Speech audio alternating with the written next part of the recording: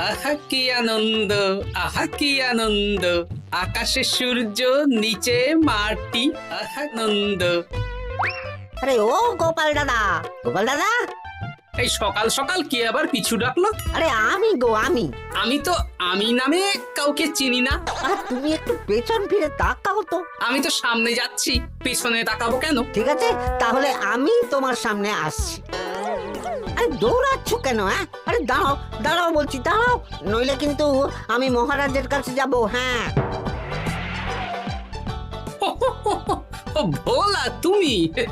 আরে আগে বলবে তো, আমি করছিলে কেন?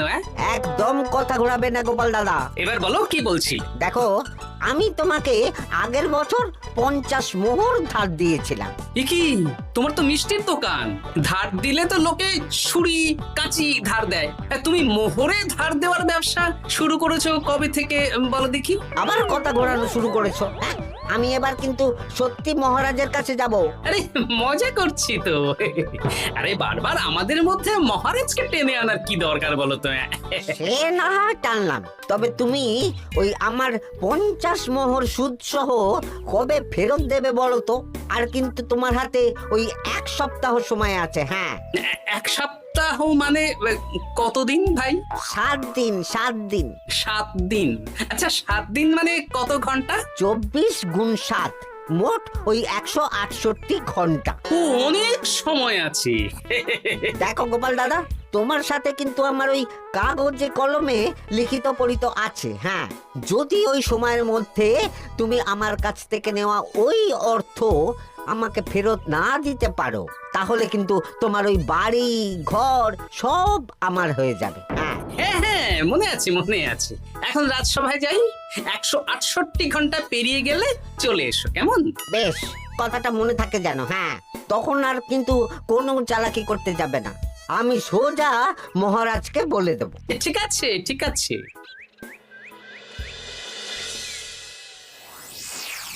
দেখুন মহারাজ, নিজের চোখেই দেখুন, সবাই হাজির, শুধু গোপাল ধা। সত্যি গোপাল ইদানিং আবার দেরি করে আসা শুরু করেছে। ওকে আচ্ছা করে ধোলাই দিন, তাহলেই চলে আসবে। কাজের কাজ তো কিছু করে না, শুধু বসে থাকে, তাতেও এই। যা বলেছেন মন্ত্রী মশাই। আমার মতে গোপালকে রাজসভাতেই বেঁধে রাখুন, তাহলে আর বাড়িতে যেতেও হবে না, আর দেরি করে আসবেও না। রোজ রোজ গোপাল করে রাজসভায় আসতে দেরি, তাই এবার তার পায়ে পড়াতে হবে বেড়ি। এই তো মহারাজ চলে এসেছি। আর বলবেন না, রাস্তায় ভোলা ময়রা চেপে ধরছিল। থাক, আর অজুহাত দিতে হবে না। নেহাত ভাগ্যের জোরে এই রাজসভার চাকরিটা পেয়েছিল। হ্যাঁ, মহারাজ ভালো মানুষ, তাই তোমাকে পুষছেন। আচ্ছা আপনি কি বলতে চাইছেন কি? আমি বলতে চাইছি যে মহারাজ যদি তাড়িয়ে দেন, তাহলে তোমার কি কিছু করে খাওয়ার যোগ্যতা আছে গোপাল? আপনার নিজের যোগ্যতা আছে? আছে বলেই বুক ফুলিয়ে বলছি। হ্যাঁ, মন্ত্রী এটা একটা ভালো প্রসঙ্গ তুলেছে। আমার রাজসভার সকল সভাসদদের বলছি, যদি কোনো কারণে তোমাদের চাকরি চলে যায়, তাহলে তোমরা কি করবে একবার ভেবে দেখেছো? না মহারাজ, ভাবনাটা আমি সঠিক সময় কাজে লাগাই, ওই অকারণে ভেবে মাথা খারাপ করতে চাই না। হ্যাঁ, আহা, রাজসভার চাকরিটা তো তোমাদের পেশা। এই পেশার বাইরে তোমরা কে কি করতে পারবে? দেখুন মহারাজ, আমি তো ভেবেই দেখেছি যে যদি রাজসভার চাকরি না থাকতো, তাহলে আমি ব্যবসা করতাম। আমি মহারাজ যদি বিজ্ঞানী না হতাম, তাহলে শিক্ষা দান করতাম। আমি তো ছবি আঁকতাম, কলম না থাকলে আমি তুলি ধরবো। আমি কামারশালায় কাজ করতাম। আমার তো ছোটবেলায় মূর্তি বানানোর শখ ছিল, আমি মৃৎশিল্পের কাজ করতাম। কি গোপাল, এবার তুমি বলো। সবাই তো কিছু না কিছু বিকল্প ভাবনা চিন্তা করে রেখেছে। দেখুন মহারাজ, অনেক ভেবে দেখলাম আমার কাজ তো ভাড়ামো, তাই আমি লোক হাসিয়েই পয়সা রোজগার করব। আর বিশেষ কোনো গুণ তো আমার মধ্যে খুঁজে পাচ্ছি না মহারাজ। বেশ, আমি একটা ছোট্ট পরীক্ষা নেব। আজকের পর থেকে আগামী 7 দিন, আর এই 7 দিন তোমরা তোমাদের যা মন চায় সেটা করে রোজগার করবে। আমি তো খেতে ভালোবাসি। তাহলে খাবে। গোপাল হয় মুখ খুলে থাকে, নইলে চোখ বন্ধ করে। ও শুধু দুটো কাজই ভালো করতে পারে। আর 7ম দিনের শেষে বিচার হবে কে কত রোজগার করেছে। যার রোজগার সবচেয়ে বেশি হবে তাকে আমি দেব 100 মোহর উপহার। আর মহারাজ, যে সবচেয়ে কম রোজগার করবে তার বেতন থেকে আগামী 10 মাস 10 মোহর করে কাটা হবে। কি রাজি তো? হ্যাঁ, রাজি রাজি। আমি জানি যে গোপাল ফুটো করিও রোজগার করতে পারবে না, তাই গোপালই হারবে। বেশ, আর যদি অন্য কেউ হারে? তাহলে আমি নিজের বেতন থেকে তাকে আগামী 10 মাস 10 মোহর করে দেব। ব্যাস, এবার তোমরা কাজে লেগে পড়ো।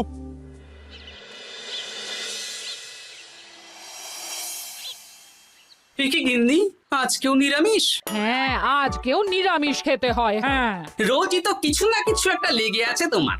আমাদের পুরো শরীরটাই তো আমিষ। হ্যাঁ, তাহলে আমিষ খেতে বাধা কিসের বলো দেখি? বেশি তর্ক করতে হবে না বাপু, তা তোমাকে ডিম বানিয়ে দেবো। হ্যাঁ, না, আমি মানুষই ঠিক আছি গিন্নি। আরে তোমাকে ডিম বানাবো বলেছি নাকি? আমি বললাম তোমার জন্য ডিম বানিয়ে দেবো। জন্যটা তো বলনি তখন। আরে তাড়াতাড়ি দাও, তাড়াতাড়ি দাও। এখন কদিন শুধু খাবো আর ঘুমাবো, 7 দিন ছুটি। ছুটি মানে? সেসব পরে বলবো গিন্নি। যাও গিয়ে ডিম সেদ্ধ বসাও।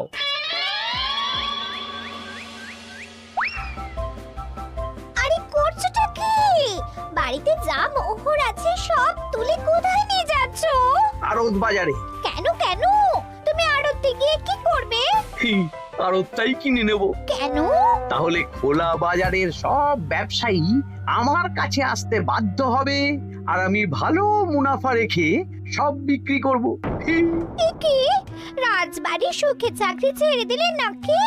না না না, এখন 1 সপ্তাহ ব্যবসা করে মহারাজের কাছে আমার যোগ্যতা প্রমাণ করব। সব পরে বুঝিয়ে বলবো। হ্যাঁ, আমি আপনাকে সব শিখিয়ে দেব। তাহলে ভাই ওই আগামীকাল সকাল থেকে কাজে লেগে পড়বো, কেমন? তাহলে বুঝতে পারলেন তো যে কি করতে হবে? হ্যাঁ হ্যাঁ জমিদার মশাই, কবিতা লেখা যেমন আমার পেশা, তেমনি চিত্রশিল্প আমার নেশা। তাহলে তো আর কোনো চিন্তাই নেই। আশা করি খুব সুন্দর ছবি আঁকবেন। আপনি 1 সপ্তাহ পর এই মন্দির চিনতেই পারবেন না। এই নিন আপনার জন্য 50 মোহর অগ্রিম। মন্দিরের চিত্রকলা শেষ হয়ে গেলে আরো 50 মোহর দেব, ঠিক আছে? বেশ।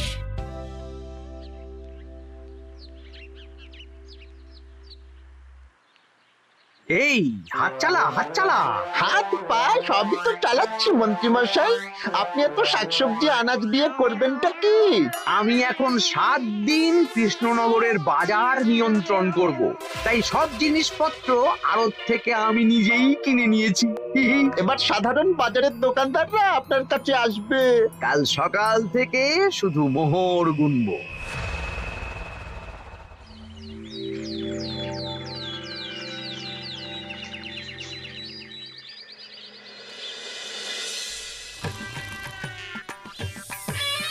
আরে এত বেলা হয়ে গেল, আর কত পড়ে পড়ে তুমি ঘুমোবে? এত লম্বা ছুটি পেয়েছি, এখন তো বিশ্রাম নিতেই হবে গিন্নি। কিন্তু পুকুর ঘাটে গিয়ে তো আমি অন্য কথা শুনলাম। তুমি আবার কি শুনেছো? তোমাদের মহারাজ নাকি বলেছেন আগামী 1 সপ্তাহ তোমরা সকল সভাসদেরা ওই সকল সভাসদেরা নিজের ইচ্ছে মতো কাজ করে রোজগার করব। আমার কাজ তো ভাড়ামো করা, তাই ভাড়ামোর সুযোগ এলে সেটাই করব। কিন্তু যদি সুযোগ না আসে, তাছাড়া যার রোজগার সবচেয়ে কম হবে তার তো বেতন থেকে 100 মোহর কাটা হবে গো। এই খবরও পেয়ে গেছো? বাবা, পুকুর ঘাট না পরনিন্দা পরচর্চা কেন্দ্র? হ্যাঁ, ওসব বাজে কথা বাদ দিয়ে কোনো কাজ শুরু করো, কাজ শুরু করো। এরকম গা এলিয়ে শুয়ে থাকলে ভগবান এসে তোমাকে পয়সা দিয়ে যাবে না গো।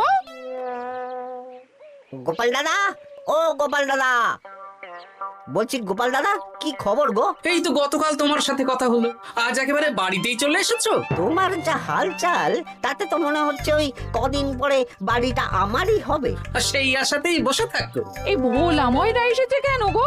এসব কি বলছে? মা ঠাকুরুন, আপনার কাছে আর কি লুকাবো? বহুদিন আগে গোপাল দাদা আমার কাছে 50 মোহর ধার নিয়েছিল। সেই ধারের থেকে 5 মোহরা এখনো আমাকে শোধ করেনি। সে কি?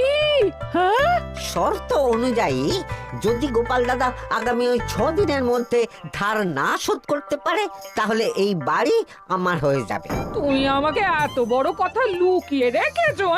না, আমি বলবো বলবো করে বলা হয়ে ওঠেনি আর কি। এবার আপনি দেখুন গিন্দিমা কি করবেন। ভিটে মাটি ছেড়ে কোথায় গিয়ে উঠবেন দেখুন। ইগো, এতেও তোমার হুঁশ হয় না? ধুর, এই অযথা চিন্তা করো না তো, কিছু না কিছু একটা হয়ে যাবে।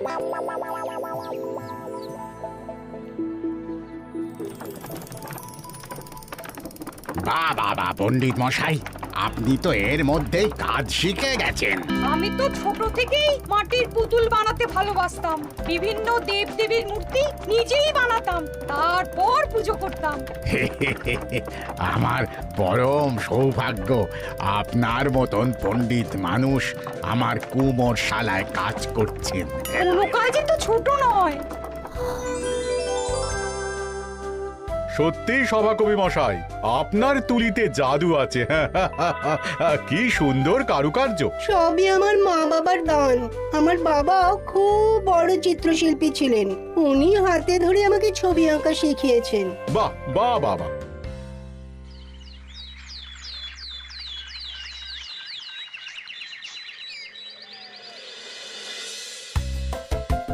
এই যে পুটি, আজকে তো একটা মজার জিনিস শেখাবো। কি জিনিস? নয়ের নামটা তো তোরা পড়েছিস, হ্যাঁ, বল তো। 9 একে 9, 9 দুগুণে 18, 3 9 27, 4 9 36। ঠিক আছে ঠিক আছে, এবার থাম। পুরো মুখস্থ। সে তো বুঝতেই পারছি। এবার মজার জিনিসটা দেখ। 9 কে 9, 9 দুগুণে 18, 18 মানে কি? 1 10 8।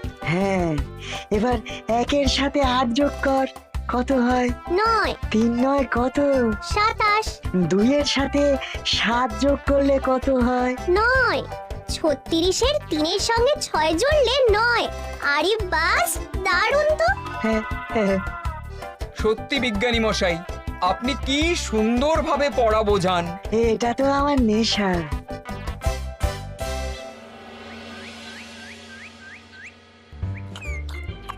বলছি, তুমি তো দিব্যি বাড়িতে বসেই আছো, কিছুই তো করছো না। সত্যি বলো তো, তুমি ভাড়ামো ছাড়া আর কি কিছু করতে পারো? এই আদেশ করতে পারি। গেনি, একটু তরকারি দাও তো, জলের ঘটিটা দাও না। যত সব। আচ্ছা, সত্যি তো ভাঁড় না হলে আমি কি হতাম? আমি কুমোর হতাম। মাটির কাজ শুনেছি খুব সোজা, যাই কুমোর পাড়া যাই।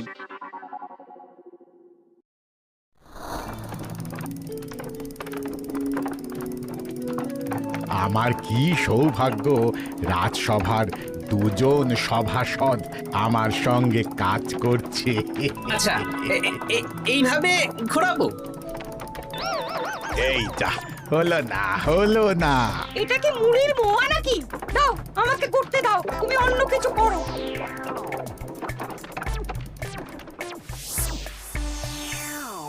বলো গোপাল দাদা, কি দেবো? মুড়ির মোয়া, তিলের নাড়ু? আমি কিনবো না গো, বানাবো। হ্যাঁ, কি বানাবে? ওই মুড়ির মোয়া। কদিনের জন্য আমার একটা কাজ দরকার, বুঝলে? তা বেশ, তাহলে এসো, এই পিছনেই আমার কারখানা, গুড় মুড়ি সব রাখা আছে, বানাও। এই দেখো, এই যে গুড়ের হাঁড়ি আর ওই যে মুড়ির বস্তা, এবারে বানাও। বেশ, আমি তবে সামনে দোকানটা সামলাই।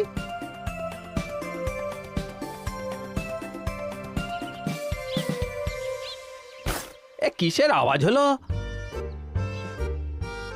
আরে আরে আরে, এ কি করলে গোপাল দাদা? আর বলো না, ওই গুড়টা ঢালতে গিয়ে হাঁড়িটা হাত ফসকে পড়ে গেল। এই তুমি যাও তো, তোমাকে কিচ্ছু করতে হবে না, যত সব বিপদ বাড়ানো।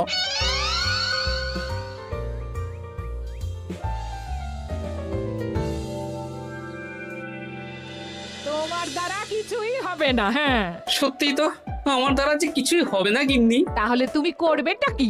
এমন করে বলো না গিন্নি, সবারই খারাপ সময় যায়। আর খারাপ ভালো, যে সামান্য মুড়ির মোয়া বানাতে পারে না তার মুখে এসব মানায় না, মানায় না। এদিকে বাজারে সবজির দাম হু হু করে বেড়ে গেছে। হ্যাঁ, তাই নাকি? বলি তুমি জানবে কি করে? কদিন তো শুয়ে বসে আছো, আমি তো বাজার দোকান করি। মন্ত্রী মশাই এখন আড়ত সামলাচ্ছেন আর সাধারণ বিক্রেতাদের চড়া দামে বিক্রি করছেন। হ্যাঁ, ও বেটা জীবনে শোধরাবে না। উনি তো তাও ছলে বলে রোজগার করছেন গো। আর তাছাড়া অনেকে পথে গান শুনিয়েও রোজগার করেন, সেটাও তো তুমি পারবে না। হ্যাঁ, এই তো পেয়েছি। 6 দিনের মাথায় তো রাজসভায় একটা বৈঠক হবে, সেদিনই আসল মজা জমবে। কিসের মজা গো? হ্যাঁ, সেটা সেদিনই বুঝতে পারবে।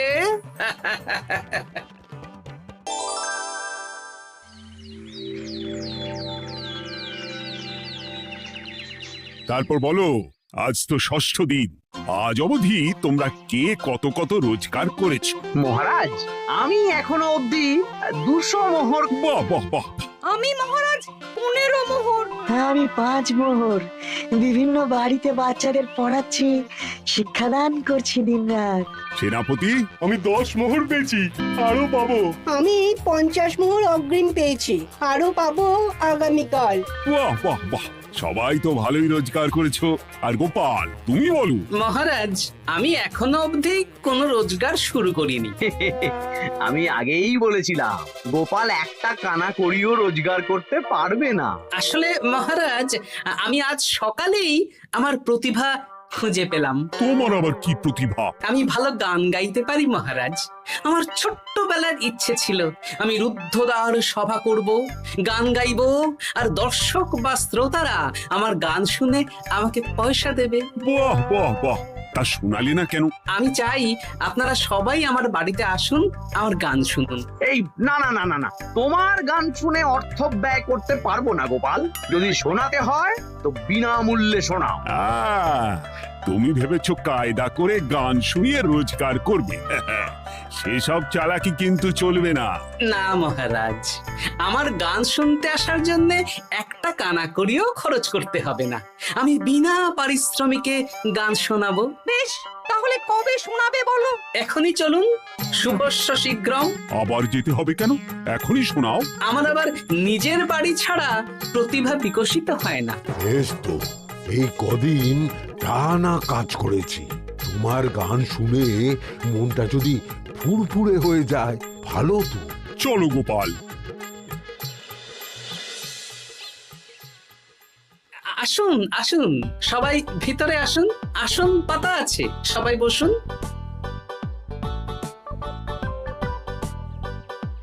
নাও, এবার গান শুরু করো। দাঁড়ান মহারাজ, আমার গান আমি বাইরের লোককে শোনাতে চাই না। কু কু বাবা, আবার কোকিলের মতন আওয়াজ করছে। কু।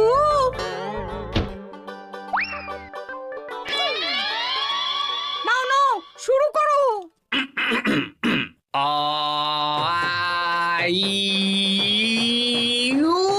ওরে বাবা রে বাবা! আরে এত চিৎকার করছো কেন? থামো থামো থামো! এটা ভালো লাগছে না, অন্য গান শোনাচ্ছি তাহলে। আকাশে মেঘে বাতাসে বায়ু, জ্যোতিষী বলেছে আমার 100 বছর আয়ু। আরে থামো থামো, আরে কান ঝালাপালা হয়ে গেল। না, থামতে আমি পারবো না, গান শুনতেই হবে। ওরে ওরে বাবা রে বাবা, এই কানে তালা লেগে গেল, আমি পালাই। পালাতে পারবেন না, বাইরেও তালা দেওয়া আছে। বাইরে তালা খুলতে বলো। বাইরে বেরোতে হলে প্রত্যেককে 100 মোহর দিতে হবে। আমরা তো আগেই বলে দিয়েছি তোমার গান শোনার জন্য কোনো পয়সা দিতে পারবো না। এটা তো গান শোনার জন্যে নয়, বাইরে যাওয়ার জন্যে। আমার গান শুনতে আসার জন্যে কোনো অর্থ লাগে না। গান শুনে বাইরে বেরোতে গেলে অর্থ লাগবে, জনপ্রতি 100 মোহর মাত্র। কি জ্বালাতন! হয় দিন, নইলে আবার শুরু করছি। থামো থামো। আপনারা কি সবাই দেবেন না এখানেই থাকবেন? এই আমার কাছে এখন 50 মতন মোহর আছে।